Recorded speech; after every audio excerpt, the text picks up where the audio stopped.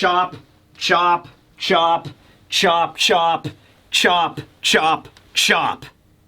Chopper actually does something really cool in this chapter, and nobody is talking about it, all right? Nobody is talking about the cool thing that Chopper did. It shows initiative, and I respect that, all right? You know, I have the Teching 101 rankings of all the Straw Hats, right? Chopper went up at least 2 rankings. Okay, that's a little bit too much. He went up 1 ranking, guaranteed, in this chapter, just because of what he did today, all right? So, yeah, we focus on Chopper a little bit. Also, some other stuff happens in today's chapter. Some other stuff happens. Go grab your hand axes. This is a Scooper Gabon chapter. Might be the last Scooper Gabon chapter, honestly, because, of course, Scopper shows up, defeats all of the God's Knights in, like, half of the chapter, and the remaining chapter is just him hanging out with his wife and kids and then sailing off into the sunset, obviously, right? We might not see Scopper anymore after this. And then there's some other things that occur. All right, so are you guys ready to continue on talking about Elbaf? Because I know I am. This will be One Piece, chapter 1149 review, titled 1 Second. 2 axes. Now, it's just titled 1 second, but Scopper does have 2 axes. All right. So the cover page this week, we have a color spread. We do not continue Yamato's cover series. We have the Straw Hats hanging out at a maid cafe. And the maid cafe is Botokuri Maid Cafe, which I believe is a reference to something that just goes right over my head. When I was in Japan, we actually did pass by a couple of maid cafes. There's a bunch of sort of cafes in Japan. There's maid cafes. There was a cat cafe we walked by. There was an owl cafe. I kind of wanted to go into the owl cafe. It has like owls in it and stuff. Maybe next time. Anyway, that's cover spread. Okay, so we are continuing on right where we left off last time, because the opening scene is all of the Straw Hats, Nami, Jinbei, Usopp, Robin, and Brook, who's all tied up. Brook is more tied up than the others. They're on the ground. They can't move. And they're like, what? Who is this? Now, Nami knows who Scopper is because Nami's met him earlier in the arc at the castle. Jinbei, Usopp, Robin, and Brook have no idea who this guy is. Random old Master Roshi dude with 2 hand axes and some badass sunglasses just showed up wearing a Hawaiian shirt, slicing up a God's Knight like it was nothing. So to them, it's like, who is this now? What? We see Sommers hit the ground. His left arm is definitely where he was holding onto his sword. That's gone. Okay, I'm sorry. I had to go back and reread the entire chapter because in the first page, it does look like both of his hands are missing. Later on, only his right hand is missing. From his perspective, his right hand. If somebody was looking at him, they would say left, but his own hand, his right hand is missing. Okay, so he has at least 1 hand in this chapter. All right, I'll just go with that. Anyway, Scopper arrives on the scene. Sommers is screaming on the ground. Wah! And then Usopp is like, what? How did that work? So wait, hand axes work, but like skull bomb grass didn't? What did he do? Okay, so at least Usopp is asking the major questions right out of the gate. Not even like, okay, I mean, yeah, who is this weird old man in a Hawaiian shirt? But more importantly, what did he do that was different from all the other things that we did, right? He did something to hurt him, right? Scopper just kind of glances over at the Straw Hats and is just like, I'm rusty. Been a while. I've only been fighting giant Elbaf dinosaurs and bears for the last 20 years or so. I'm a little bit rusty dealing with these God's Knight fellows, okay? Remember, the Roger crew was present at God Valley, so that is definitely where they fought the God's Knights, guaranteed. They might have fought the God's Knights at various other locations all over the world. I mean, the Roger Pirates were on top of their game for a very, very long time, but we know at least at God Valley that happened, okay? So maybe Scopper is referring to that, or he could just be referring to, like, in general, like, he's an older man now, he's not as strong as he used to be, he's like, I'm a little bit rusty. But, you know, you gotta be really tough as nails anyway to be living on Elbaf. He probably does, like, wrestle giant bears every once in a while, but he's just an older guy, you know, he's in his 70s now, so he's just like, yeah, I'm a little rusty. Oh, back in the day, I would have sliced him up into 15 different different pieces with one swing of my axe. But it's just, you know, getting old, man. It's rough for you, you know. I feel you, Scopper. I'm 32 years old now. It sucks. You're really starting to feel the age, you know. All right. So anyway, Scopper starts twirling his axes around, goes after Sommers. Sommers gets back up. He raises his hand. Yes, he raises this hand, and he's like, Briar Barrier, and he summons a bunch of thorns out of the ground. They look like they're charged up with armament hockey, and then Scopper clashes into them with his axes. Lightning starts spewing off, does block the attack as Sommers kind of situates himself. He gets kind of back up, and he's just like, Mountain Eater, Scopper Gaban, what are you doing here in this country? Remember, Sommers recognized him in the last chapter, and it seemed like he recognized him in a way that's more of just like, oh, hey, I know about you. You were the left arm of the Pirate King. I read all about you, and I saw your wanted poster. No, Sommers looked absolutely terrified at the prospect of Scopper being here. So I'm pretty sure they have encountered each other before. I think Scopper even said, like, it's been a while, Sommers. Yeah, so they've definitely fought before, and it did not end very well for Sommers in that exchange, right?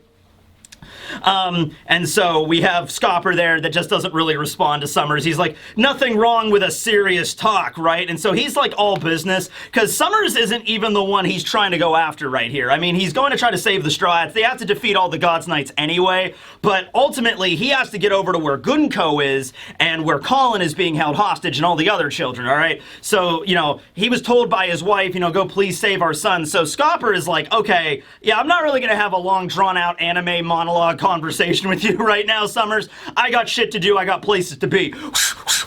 You know, he's like, just throw the axes, right? So while their encounter is going on, we have Nami explaining who the hell this even is to the other Straw Hats, right? Robin is still there. She is not wrapped up in Gunko's bandages, but she is contained by the briar that Sommers, you know, wrapped around her. So Robin is basically contained like this. Like, she has her arms in this position, like where she would summon her devil fruit ability, like her arms, but her entire body is wrapped in thorns. So if she moves even like an inch, like, ow, ow, ow, you know, she's just getting stabbed from all directions, okay? So Nami is explaining, oh yeah, that guy, the dude in the Hawaiian shirt, yeah, we ran into that old guy way back at the castle, and he fought against Zoro and Luffy, and they were like completely overwhelmed. It was crazy. He's the father of Colin, you know, the kid you met at the school, and it was like, oh, that old guy, that's freaking crazy. And then Robin is like, unless I misheard, he said he's Scopper Gaban. They're like, the only person I could say honestly that might not have heard about him or doesn't know about him as much is Brooke, because Brooke is like, you know, when he was a pirate, when he was keeping up with all that information, that was over 50 years ago. And when they mentioned Roger at Sabaody, Brooke was there and he was just like, Roger, huh? Yeah, I think there was like a rookie by that name when I was a pirate. Maybe, kinda, there was somebody by that name. So Brooke like barely remembers Roger's name. He's definitely not gonna know like Rayleigh and Scopper and all the other members on the crew, like Sunbell and Emilio. Remember Emilio? Spencer, like, he's not gonna know all, Millet Pine, you know, he's not gonna know all the names of Roger's crew because they simply were not famous when Brooke was alive and he was a pirate, right? But they mentioned like, oh yeah, Scopper Gaban, he's the left arm of the Pirate King. That guy's crazy powerful.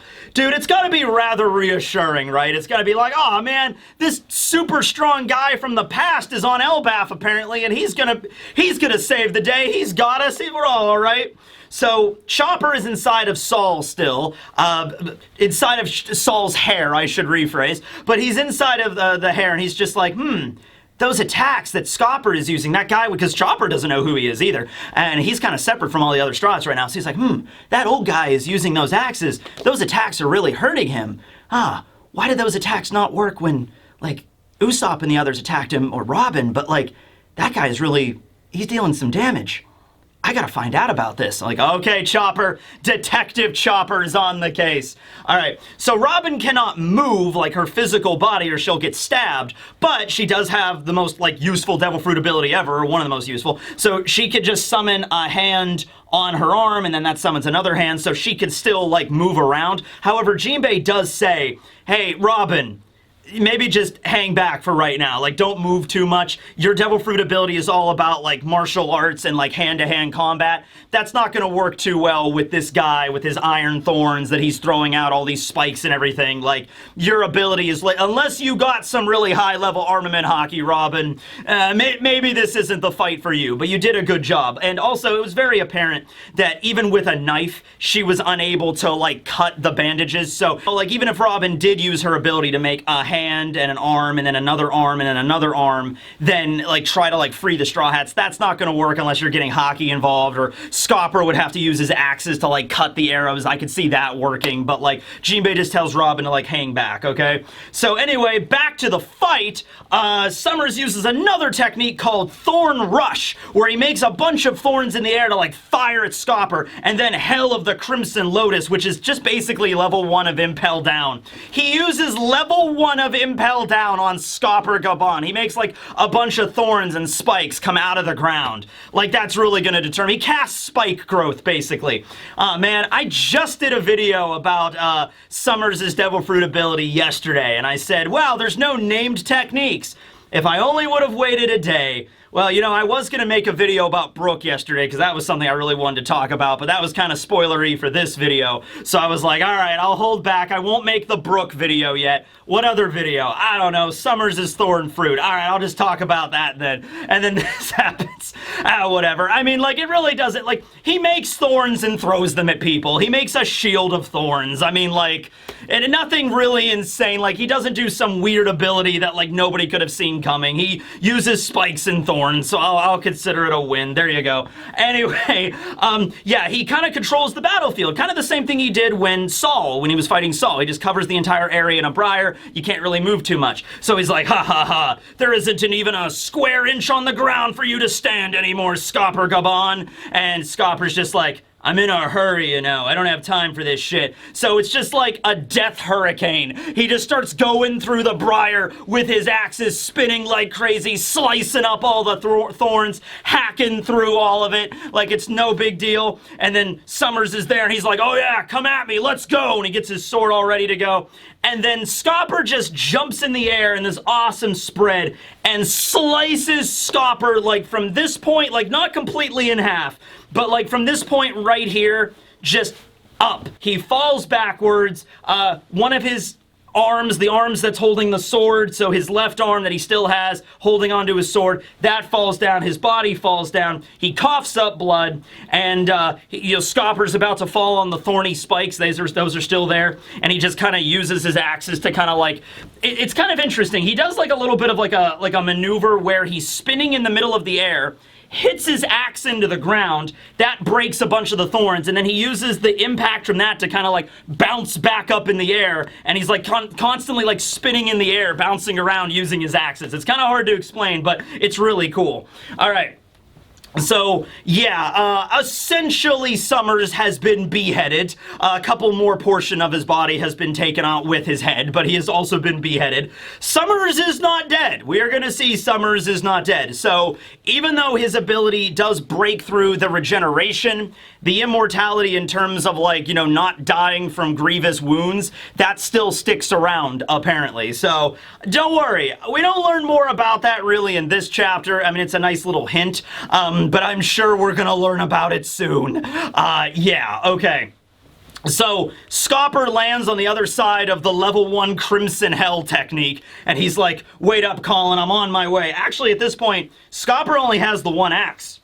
Yeah, he only has one axe now, but he's running, and from what we can see, he does run right past, the Straw Hats. Like, he doesn't even stop to make sure the Straw Hats are okay, which is understandable. They're strong pirates. His son is in danger, all right? So there's not really a lot of time for Scopper to be like, hey, Straw Hats, are you okay? Hold on a minute. I'll use my hockey axe to break you out of it. Like, he doesn't have time. He needs to go save his son because Sommers is taken care of. So if he was able to get over to where Gunko is and eliminate her, then it's like, okay, all we have left is Killingham. Killingham's way back at the school, so he's probably not going to be able to get over here super quickly. So, like, I'll take out Gunko, take out Sommers, and then I'll, like, free the children, and then I'll come back here and let you go. Like, that's the idea, right? So he just runs right past the Straw Hats.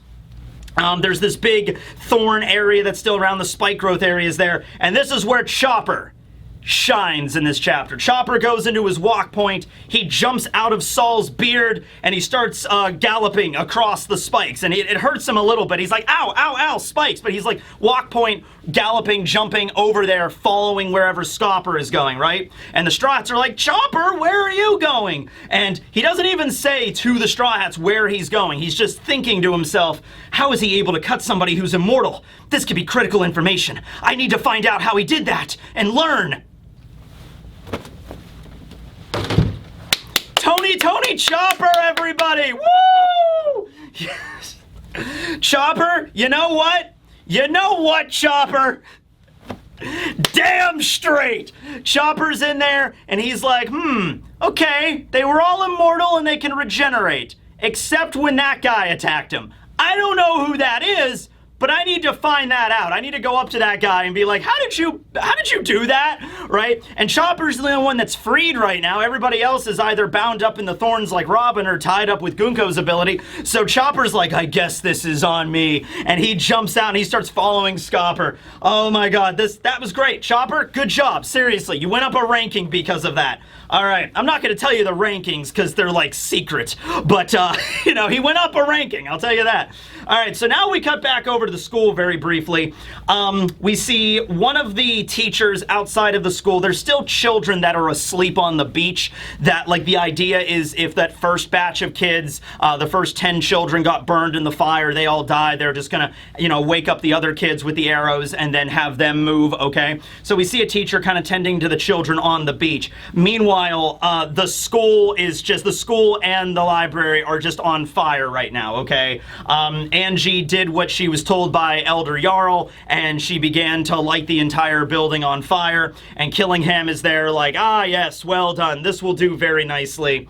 I understand that you did all you can, that's enough. And there's another building off to the side.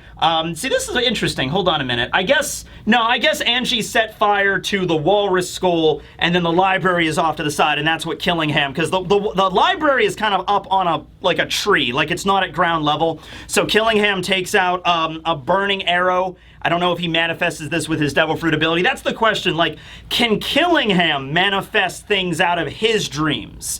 Because the whole point of it is somebody else needs to be asleep and then dream something and then he pulls it out of their dream. Could he do that to himself? Maybe, but I'm not sure. This is just a burning arrow, so I don't think it's really that fantastical. He could just grab a burning arrow, right? And he fires it, and it hits the library, and the library begins to go up in flames. And Robin looks over and sees that the fire is going on, and so Robin is, you know, she can't really move, and she's upset, and she's like, oh no, not the library! And Saul's in the ground, and he's like, oh, not the library! I almost died for that! And then I came back, and then I almost died again. What the hell? Saul's been through a lot. Saul has been through a lot, okay? But back at the Western Village, the Giants, guessing or trying to mobilize, I don't know, there's still a lot of them at the village. Jarl is crying, and he's like, the words of our ancestors, what have I done? And then the Giants are like, it's not your fault, Elder Jarl, it's you, it's that or the children's lives. You made the right call. And he's like, ah! Okay. So now, cutting back to where Gunko is. So Gunko's also on the branch just a little bit further down from where Sommers and the Straw Hats, everybody was. You have Ronya, who is still on the edge of the arrow diving board. She was forced to walk the plank. A lot of people brought that up in last chapter. Like, wait a minute, we're finally getting a walk the plank scene in a pirate manga. This might be the first one. So it's like, oh wow, only like 1,148 chapters in, we get that. Okay. Well, anyway, Killingham notifies Gunko over Den Den Mushi, says, hey, this is Killingham. The ignition is complete. The school and the library are both in the middle of a great conflagration. Even more of a wildfire than King could even manage.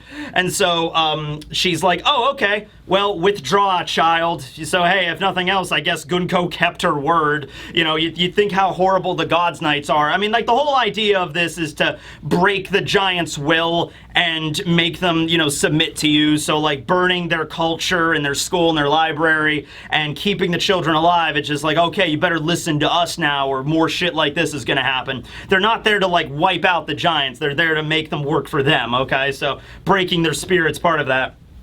So Ronya begins to walk back across the arrow diving board, and then she gets back to the surface, and she's like, I'm sorry for being alive. It's all my fault. Everything's burning. And then all the other children are like, stop it, Ronya. It's okay. It's not your fault. I'm so sorry. And so you see Dory and Bragi. We just see Bragi and Kashi. So they did break into two groups. So I'm assuming Oimo and Dory are like in another group. We see Bragi and Kashi and a couple of other giants in this group. They're just running to some location. We don't exactly know where they're going. There was one group that was going to deal with the MMAs and another group that was going to help the kids. Considering that Oimo's grandson is one of the kids, Olaf, here, that is actually part of that, I imagine that group is going to go help the kids. That group's going to go fight the MMAs. I don't know. Anyway, so then we have Scopper arriving on the scene. Oh, yeah. And he's running as fast as he can right toward Gunko. Culture, history, children, even military might. You have no right to take that away. And then Gunko's there just staring at this old man charging towards her as like, a member of the Pirate King's crew, huh? You do know that coming to fight me means I'm gonna kill the children, right? So she is unfazed by Scopper arriving. And then all the children turn around. It's like, oh, hey, it's Yasan! Yasan! Woo! He's gonna come save us! This is great! And Scopper is like thinking to himself as he's like approaching, as he's getting closer and closer to Gunko to ready to just like probably decapitate her in one move as well. He's like, Colin, please, don't give it away, please. I'll be able to do this if you just don't say it. And then Colin immediately is like, Dad, you're here to save us. Hey, everybody, that's my dad. Oh, he's so strong. He's like the strongest guy ever. He's gonna save us all. That's my dad right there. And then Scopper's like, okay, whatever. I guess I couldn't have expected anything else. It's okay. You know? Hey, Scopper, that's really your fault for bragging about how badass you are, okay? Because you know Scopper was probably telling Colin, like, all right there, son. Your pappy used to be on the Pirate King's crew. I sliced up 18 mountains in one day before breakfast. Wow, Dad, that's so cool. Well, I don't mean to brag, but, you know Scopper was probably doing that shit, you know, and Colin's a little kid. I'm not really even mad at Colin here. You know, the idea that, like, in this high-stakes, stressful situation, a little kid, I mean, Colin is 20, but by giant standards, he's like an elementary school student, right? A little kid is not going to understand in this situation. Try to be quiet and calm, and don't give them any extra information that they don't need, because that could, you know, harm the hostage process or the rescue mission or anything like that. He's a little kid that's happy to see his dad to come and save him, okay? So I'm not even mad at Colin, but yeah, I guess you could say Colin kind of messed this up. Also, though, you maybe could throw something at Scopper, too, because Scopper did not need to announce his presence. Scopper did not need to be like, culture, history, and military might. You bastards have no right to take that away. Now you face the axe. You didn't have to say that, Scopper. You could have just ran in and decapitated Gunko, and she might not even have noticed. I don't know. Anyway, regardless, what happens is about to happen. All right, so anyway, the kids are all happy. The kids are like, oh, yeah, it's Yasan, yeah. Gunko immediately looks over, and she's like, oh, that kid is that guy's son? Okay. And then so she activates an arrow ability, moves right over. Scopper tries to reach her, like he swings at Gunko at the same time Gunko speeds away with her arrow ability, opens up a path underneath her and just zips right over to Colin, takes out her rapier and holds it right at Colin's neck. You know, like pressing it right up against his neck, where like one move and he is dead, okay? And so she does this immediately. And Colin's like, oh no, please don't hurt me. And so Scopper is there with his axe, and she's like, I couldn't make it. All right. Oh boy, it's been a while since we've done like the high stakes kind of instantaneous movements shit. And now, you know, Scopper is in his serious mode. He was kind of laughy and jokey earlier with Zoro and Luffy and everybody, but now he's like, all right, I'm gonna have to do this in an instant. I'm gonna have to move all the way over there, and I'm gonna have to, like, cut off Gunko's arm or, you know, whatever's holding the sword before she can stab Colin in the neck. All right. Last chance to romance, and if I can't do this, the kids won't be saved, so I gotta make this work, all right? So he's like, Colin, just give me 1 second, son. I'm coming to save you. You're a strong kid. Hang in there. Daddy's coming. You know, all that kind of jazz. And Colin is like, I got it, Dad. I'm a warrior of Elbaf. I'll get it. Please defeat her. Yeah, I'll save you. And so Gunko is like, you know, people don't come back from the dead. That's something. That's something we're going to touch on at the end of the chapter. But Gunko does say, hey, a life cannot be returned, man. The dead aren't coming back to life. So once I kill your son, he's gone for good. You do understand that. And Scopper begins to reminisce about his family. He has a flashback to about 20 years ago when Colin was born. Actually, exactly 20 years ago. We see Ripley giving birth to Colin, and Scopper is there on Ripley's hand, just like, here's our baby boy. I'm like, oh my God, it's great. And he's like, thank you for giving me a happy life, Ripley. I love you, all that kind of stuff. And you see Scopper there, and like probably he would be in like his mid-50s. He's a little older than we saw him in the flashbacks with like Odin and everybody like that. Actually, those flashbacks with Odin and everybody were like 26, 25 years ago, something like this. This would have been 20 years ago. So in only just like a few years, he grew out a beard. Like, he didn't really have a beard when he was on Roger's crew, but he has a little bit of a beard now. He looks a little bit more aged. He already has the scar. He didn't have the scar. That's something notable. So 25, 24-ish years ago, he did not have the scar. 20 years ago, when Colin was born, he did have the scar. So how did Scopper get this scar? Like, what happened exactly? That'll be something interesting to know. It happened, I guess, post-Roger execution is when that occurred, right? Okay. So he sees his newborn baby son, and he's just like, this is a treasure of a lifetime, right? That's Scopper's response there. So he's remembering all of that stuff, and he's enraged, and he grips his axe, you know, two-handed hand axe, and he just charges right for Gunko. You see Ripley being like, Colin, please be okay. And, you know, Gunko's pressing the rapier right up to Colin's neck. You'd see blood's coming out, and Colin is, you know, he wants to scream in pain, but he's holding it together because his dad told him to do it. He's like, it's okay, I'm a warrior of Elbaf, I don't feel pain. And then she's like, ha ha ha. And then at that exact moment, as Scopper is about to approach, he uses future sight hockey, right? He gets a glimpse of the future, and he sees, it's very much just like that scene at Marineford when Luffy was fighting Mihawk very briefly, and he was about to use Bazooka. And right before he launched Bazooka, he had that image in his head of his arms just getting sliced off by Mihawk. And Luffy was like, no. No. And so same thing happens here, where Scopper's like, I can do this, I can save my son. And then as soon as he gets within future sight range, he sees Gunko stabbing Colin right through the neck, and blood splurting going everywhere. And that's a kill shot right there. And so right before he reaches Gunko, he has no choice but to stop. I mean, he has a choice, but Colin would die. So he just like stops right before, and Gunko's like, please stop. And Scopper begins to cry under his glasses. He's like, please stop. He drops his axe. I give up. I give up. I'm sorry. And then Gunko just takes her sword away from Colin. And then Scopper's there like, I'm sorry, Elbaf. I'm sorry. I let you down, Colin. I'm sorry. And then so Gunko just, what a weak being you are. And then activates her ability, stabs him a bunch of times with arrows. 3 arrows pierce Scopper Gaban, and he goes falling out over the side of the branch, down into the primordial realm. You know, Colin and all the kids are like, no! And Colin's like, Dad, no! And so it goes falling down. Chopper is still rushing. You do see Chopper running, but Scopper is like well and truly over the side of the branch.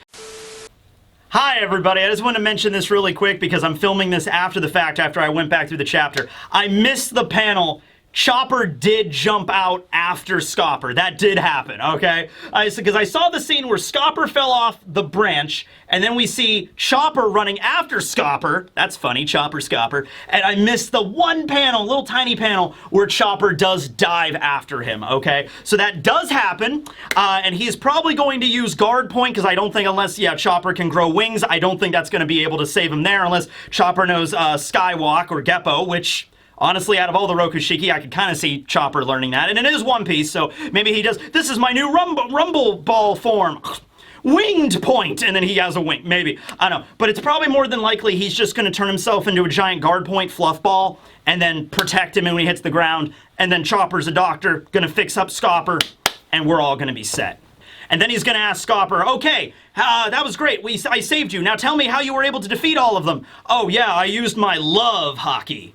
Chopper's like, how do I master that technique? Well, first you gotta find yourself a hot giant wife. And Chopper's like, okay. Well, alright then. It's like, yeah, so, I don't know, Chopper and Scopper are gonna have some bonding time, and he'll tell them all about it, I'm sure. And Chopper will make sure Scopper doesn't die. Let's go with that, yeah. So I don't think, like, this is the end for Scopper Gabon, but he tried to save his son, and I'm like, I'm looking through this, and I'm like, I once again, like, everything played out here, like, yeah, sure, Scopper did not need to announce his presence, but Gunko probably would have noticed him anyway, I would assume. I'm not gonna be mad at Colin. You know, you could be like, Colin, if you would have just shut up, it would have been like, oh, he's a little kid, you know what I mean? He's not gonna be like, he's like, I know how to keep quiet in this hostage situation, so my dad will be able to save us. Like, no, you know, it's not, that's not how it's gonna go. So it's like, this played out pretty much, and also with Gunko's maneuverability, with her arrow ability to speed right over there, it's just, you know, obviously Scopper is not going to sacrifice the life of his child, even if it means, like, because if he would have went, if he would have continued, he would have been able to defeat Gunko. There's no doubt in my mind he would have been able to decapitate Gunko, take her out of the fight. She wouldn't have died because of what we saw with Sommers. Sommers is still alive, but, you know, she would have been taken out of the fight, the other children would have been saved, the Straw Hats would have been saved, the other kids at the school would have been saved, they only have to defeat Killingham at that point, but his son would have died, and he's not gonna let that happen. He's not just gonna be like, alright, well, sorry, Colin, you gotta be the sacrifice so that the others may live. He's like, wait a minute, what, Dad? And he's like, all right, well, my son's dead. All right, let's go save the other kids, and then let's go beat that last dude. You know, it's like, no, that's not how that's gonna go. Scopper's gonna want to make sure his son is still alive, obviously. He loves his son. So he's like, all right, I give up. I can't. I used future sight. I can't make it in time. Gotta call this a wash, I guess. And then Gunko calls him a weak being and then stabs him, right? Now, we're not done yet. Normally, that might be the end of the chapter, but we're not done yet. We got one more double page. So all the children can't move because they're still contained with the arrow, but they all are crying. It's like, no, Yasan! So he's falling down, Daddy, no! And then as they're screaming, as Colin is screaming for his dad, Gunko is standing there, and she's beginning to remember something from her past when she was screaming for her father. Okay, it's like, Father, no, Father! We see a flashback from Gunko's perspective of a person. I'm assuming it is supposed to be her, because it does say it's like a memory of her. It's a memory of her. She had longer hair back then, though, okay? We see an image of her with longer hair, and she's like, what is this memory? And that memory of her is screaming for her father with tears streaming down her eyes. And we see a silhouette of her as a child walking with a very lanky tall man with an afro who is humming yo ho ho ho. And then this person says, you see, my dream is to be a pirate. Yo ho ho ho. And then Gunko is like, what are these memories? You know what? I'm just going to finish the chapter first. There's only a few more panels left, and then we'll cover this, okay? All right. So she has this memory of a person that is not Brooke, but is 100% Brooke. Yo! ho, I want to be a pirate someday. Lanky dude has like a saber rapier on his side, you know, looks like a royal kind of knightly sort of person. Brooke used to be that, so it's Brooke. We cut back to see Usopp, Jinbei, and Brooke's group here. Brooke is kind of talking to himself right now like, they do look alike. And he even said this a few chapters ago. He's like, oh, that woman, I wonder if she, like talking about like he recognized her somewhere or something like that, right? Go back to Gunko. She's now thinking of the name Brooke. She's like, Brooke? What? Is that you, Brooke? And then so she starts running towards the Straw Hats with the implication of like she's gonna go free the Straw Hats and save them. Like she just remembered somebody from her past. She knew Brooke at one point. She's like, wait a minute, what? And then so she goes running, and then as she's running, she just gets this pounding headache of just like, Kee! I'm like, ah! And then she goes down, and then you just see Sommers, who's still alive. He's on the ground, stabbed with all the thorns, but he's still alive. He's like, ouch, this kind of hurts, right? And you see Killingham shocked, and then you also see Gunko getting back up, and you hear the voice of Imu speaking through their minds. What is all of this commotion? The Holy Land is currently in a sea of flames. Why are you taking so long? Thou seems to require additional military force. And then the last scene of the chapter, holy shit, we have Gunko rising back up. Her hair has grown out longer, and her eyes are both Emu's eyes. I mean, they were already like, she had heterochromia, like 2 different eye colors, but now they're the same color. Mu will show thee the dominion of God. And that's the end of the chapter. No break next week.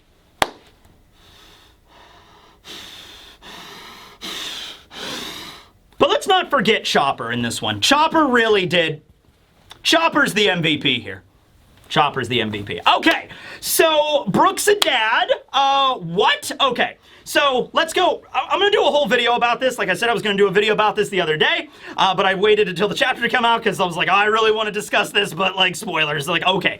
So Brooke grew up somewhere in the West Blue. He was born 90 years ago. We don't know really anything about his past. I always assumed he had like a little bit of an aristocracy kind of upbringing. Like he was not like nobility. He wasn't like celestial dragon level, but he was like on somewhat of a level, like minor nobility, something like that, right? He led a battle convoy back in the West. What is a battle convoy? A battle convoy protects other ships. That's the whole point. That's what they do. They are like noble warrior soldiers that are like protecting a merchant vessel or protecting royalty.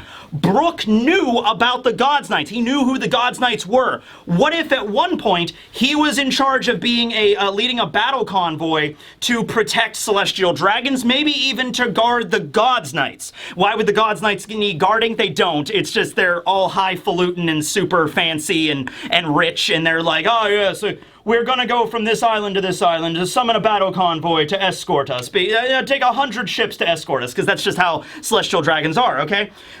We see Brooke there with his sword in the silhouette saying yo-ho-ho-ho to this little girl. So I think this is a flashback of Gunko at different phases of her life. Like all the memories kind of go flashing into her all at once. She has a memory of when she was a child, and she's there with Brooke, and then she has a memory, I think, of a little later when Brooke left, because Brooke did say, hey, I want to be a pirate someday, and we know at one point, we don't know what happened when he left the battle convoy and went to go join Yorkie's crew as the Rumbar Pirates. We don't know how that happened, we don't know when that happened or why, but he did do that. So at one point, Brooke left to go be a pirate probably, and when Gunko was like older, she was like, no, father, why are you leaving? Take me with you, you know, that kind of stuff, right?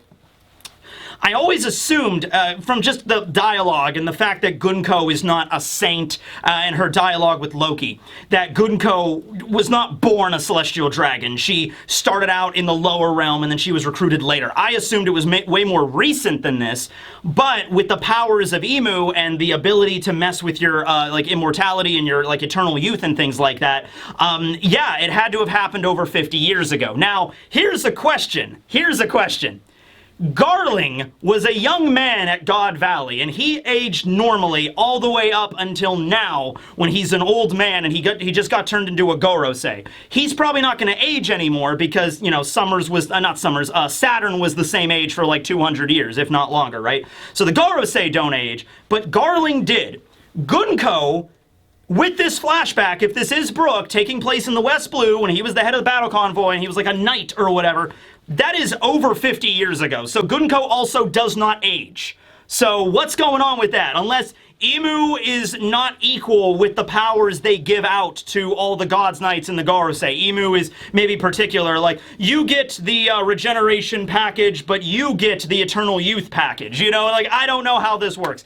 Anyway, though, Imu speaks through the minds of the Gods Knights. They can all hear Imu and then takes over Gunko's body. So maybe Gunko is special in that regard, where not just a regular Gods Knight, but Imu might have had like, oh, I will possess your form. You are a special category of Gods Knight, that you will be a vessel for the great god Imu. Something like that, right? So her hair grows out longer. She kind of resembles Nami. She's still wearing the hat. She still has her cloak, and she still has the bandages around her face, but her eyes go from being heterochromic, you know, two different colors, to one solid color, and they just resemble Imu's eyes now, right?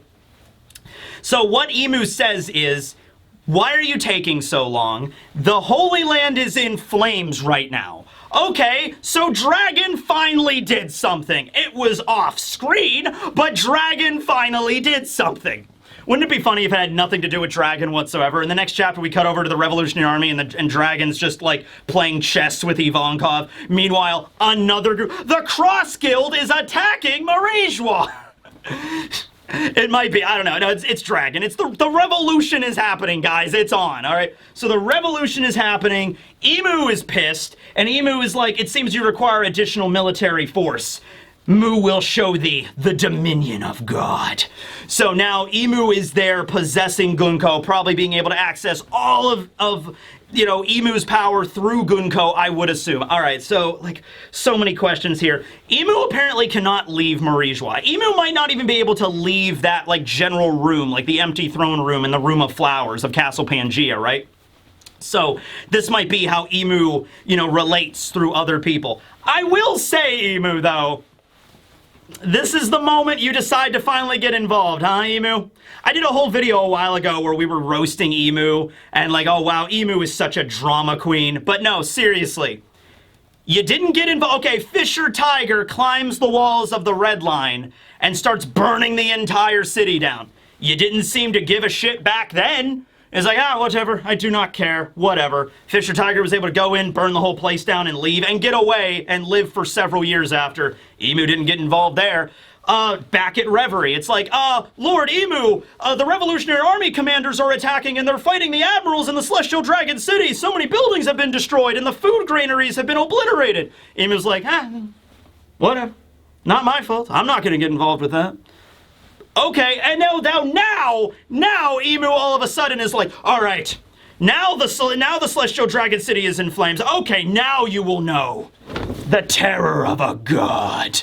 It's like, oh, okay, now you're getting all moving. Oh, okay, all right, Imu, fine. Sitting on your ass for 900 years, and now finally it's like, okay, I'm gonna do something now. All right, we'll see where this goes. Holy shit. Let's see. So Saturn is still alive. Not Saturn, Sommers. I keep messing up Saturn and Sommers, which is weird considering Sommers is relating to Shepard, not Saturn. Anyway, Sommers is still alive, just stabbed by the thorns. Killingham is like, what? Lord Imu, no! I've been doing my job exactly as planned. That is true. Killingham has been doing his job exactly as planned. But, okay, so going back to Gunko, like I said, I'll do the whole video where I'll really break this down. So, I would just say that, yes, Gunko is Brook's daughter. Brook never really talks about his life, you know, before he died. Certainly not about his life that far back. I've always kind of thought to myself, like, I wonder if Brook has any family out there. I didn't think about, like, a child or a grandchild or anything. But, like, I thought, like, well, what if Brook has family out there somewhere in the world, something of that nature? And that clearly seems to be the case here. So, the only thing is, Gunko is remembering herself at one point screaming, Father, like, you know, don't go. And then in the present, when those memories go flooding back, she's like, Brook? Is that you, Brook? So, like, she switches from, like, in the memories, she's saying father. In the present, she's like, Brooke? So I'm just interested in why in the present she didn't, after she gets those memories back, she has that, like, flood of memories. She's like, Dad? Is that you, Dad? Dad, I'll save you! You know, like, it's weird. I don't know. Maybe it's just because of all the memories all jumbled up in her head right now, whatever Emu did to her. You know what I mean? So the memories are all, it's like, wait a second. Wait, Brooke? Straw Hat Pirates? Soul King? My father? Same person? Okay, Brooke, is that you? You know, as I go running off after Brooke to go try to save him, and then Emu takes over at the last moment. Maybe the impetus for that was Emu was like sensing, like, oh no, Gunko is reclaiming a little bit of her own personality. Can't have that now. Gotta, you know, pull the switch on that and, you know, take over her body now. So, it also might be that's what Gunko looked like when she became a God's Knight. You know what I mean? Like, she's like resetting back to 50 years ago when she made whatever Faustian deal she made with Emu or something. And so at that point she had longer hair, so her body is going back to the form it was then, you know, so having longer hair stuff. Or it could indicate Emu has longer hair, so that's there's of course the theories that have been around for a while that Emu is actually Nefeltari D. Lily, or at least Lily's body. We've seen right here that Emu can clearly possess people now, so add that to the list of abilities that Emu has. Possession is a thing, so could be related to that. Could be that Gunko is now taking on a form that looks more reminiscent of Emu's true form, under the veil and the cloak and the crown and everything like that.